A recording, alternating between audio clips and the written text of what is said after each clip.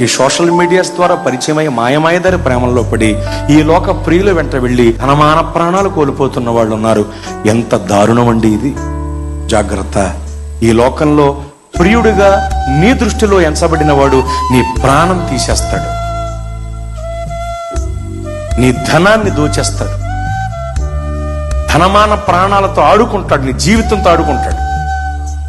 నీ జీవితాన్ని కట్టి, నీ జీవితాన్ని నిలబెట్టి, నీకంటూ ఒక ప్రత్యేక స్థానాన్ని అనుగ్రహించి తన ప్రేమతో నీవు నింపబడిపోయేలాగా చేసే ఏకైక నిజమైన పరిశుద్ధ ప్రియుడు మన ప్రభువైన యేసు క్రీస్తు వారు.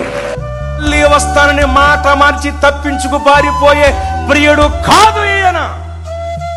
మరలా వచ్చి తనతో పాటు మనల్ని తాను ఉండు ప్రదేశానికి తీసుకువెళ్లి పరలోక వివాహ మహోత్సవంలో ప్రక్కన కూర్చోపెట్టుకునే ప్రియుడు ఈయన.